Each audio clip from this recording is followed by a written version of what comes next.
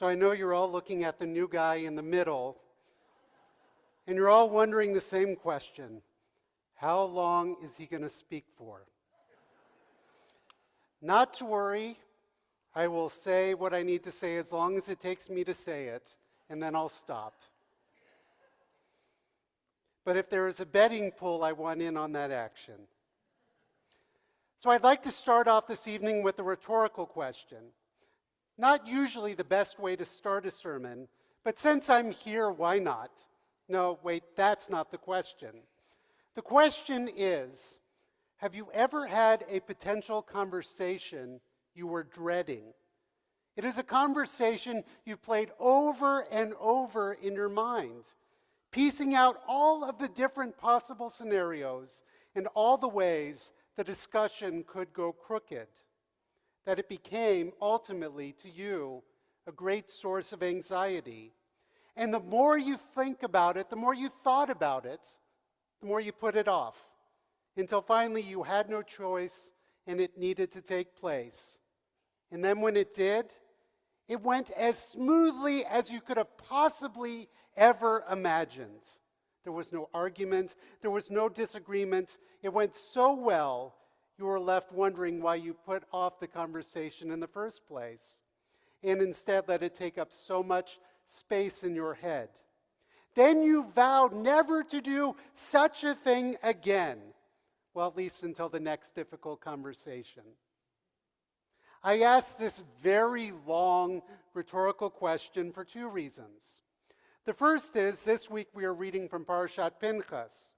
Tomorrow at Torah study, we'll be doing a deep dive, I hope, into Pinchas and the power and limitations of religious zealotry. But tonight, I wanted to take a few moments to look at the story of Machlah, Noah, Hoglah, Milcah, and Tirzah, collectively referred to as the daughters of Zelophehad. See, the daughters had a problem.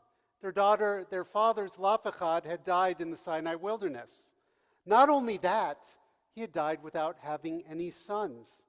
This meant that once the Israelites reached the land of Canaan, the land was going to be divided up among the tribes and the clans, and these daughters would be left without any inheritance. The Torah notes how the daughters, who in a rare twist are not only mentioned by name, but are mentioned by name again when we hear further about their story in Parashat Maseh at the end of the book of Numbers.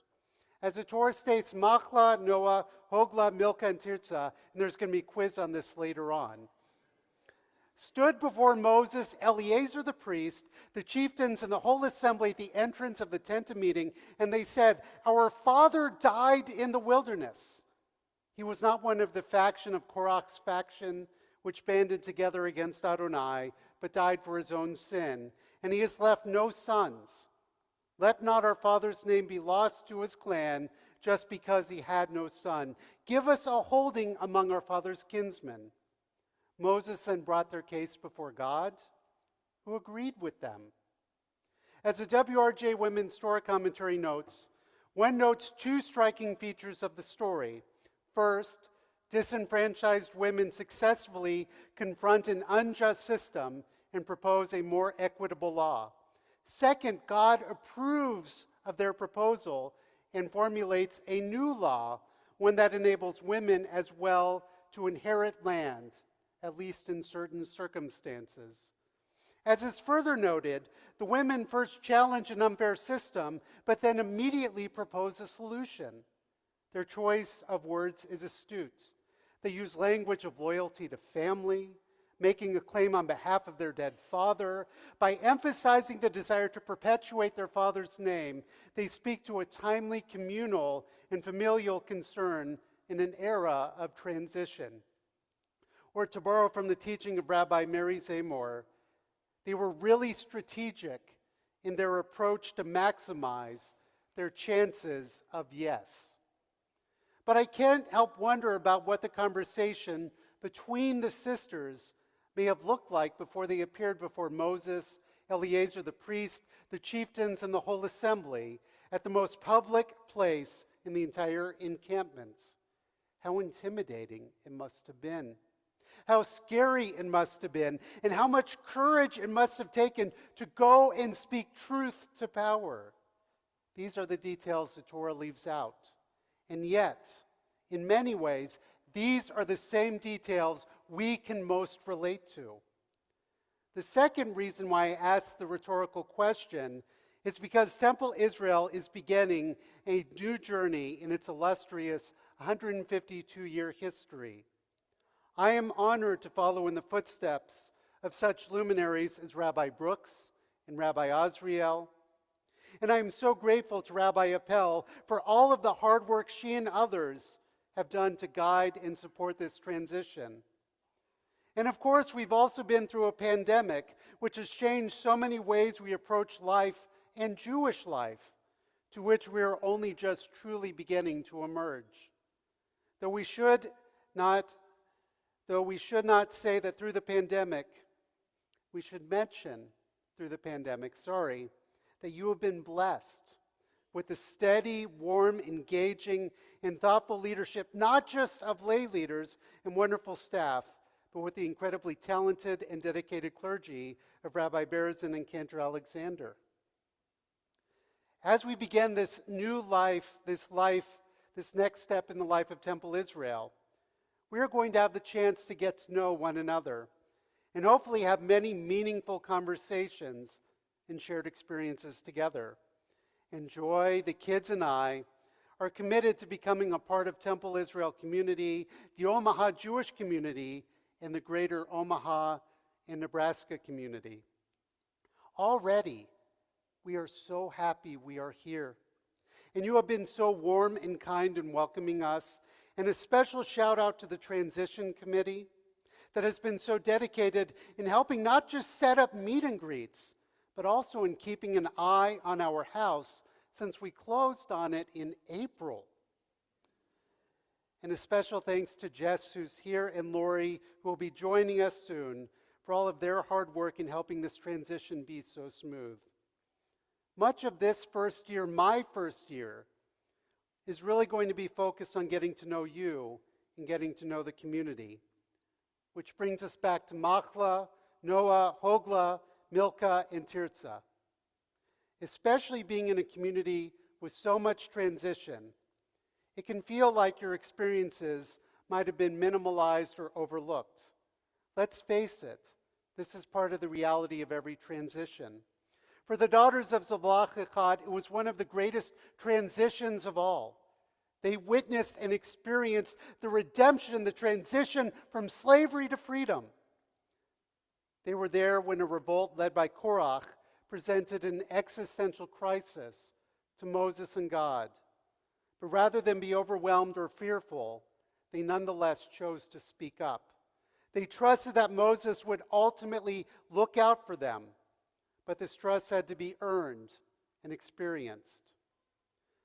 One of the more popular unscripted series of Netflix currently is Jewish Matchmaking. Joy introduced me to the show, and though I have not watched the series in its entirety, I am in awe of the work done by Eliza Ben Shalom. In Jewish Matchmaking, Eliza's work is not easy. She has to find matches for some very particular individuals. But she believes in her heart that there is a match for everyone. And goodness knows, because of the nature of some of her clients, she certainly has her work cut out for her. Finding a good match means, in part, finding someone who loves you for who you are, who will support your journey, and who wants to grow with you. Now, not to stretch the metaphor too far, so too it is for congregations and rabbis. The placement process is strange because we essentially have one blind date, get married, and then start dating. Now, I will readily state that I'm oversimplifying it a bit, but because of the sacred work done by the search committee led by Susie and Jeff, I am here today. But now, to borrow from the metaphor, the dating begins, or really, the getting to know one another. And this is where you come in. To borrow from the tradition of Zlafachad's daughters, we encourage you not just to introduce yourselves, but to also speak up, to raise issues of concern and of conscience, to speak about experiences both positive and challenging, so that we can begin to build a sacred relationship together, built on the foundations of trust, mutuality, and respect. In his book, Start With Why, Simon Sinek writes, "Trust does not emerge simply because a seller makes a rational case why the consumer should buy a product or service, or because an executive promises change. Trust is not a checklist.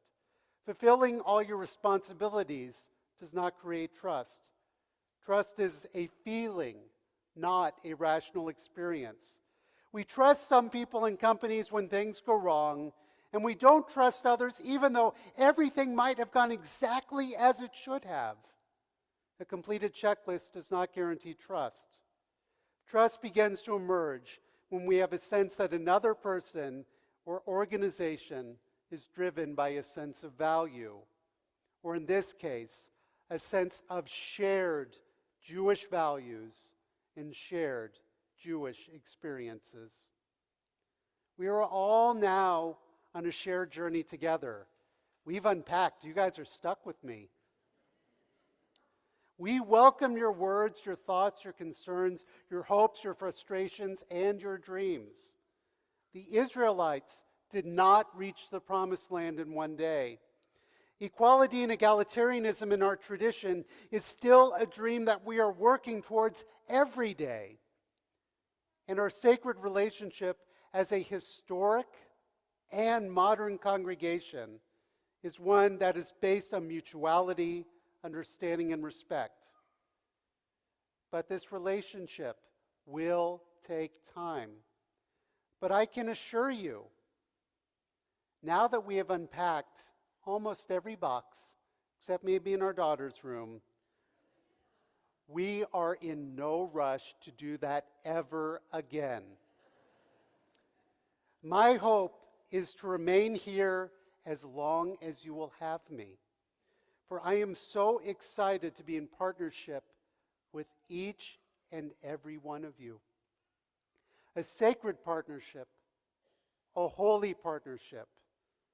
And it is my hope and prayer that even Eliza bin Shalom would look at us now and say, you know what?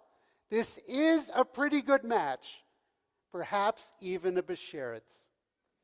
Kei nihi ratzon, be this God's will. I think together we can say, Amen.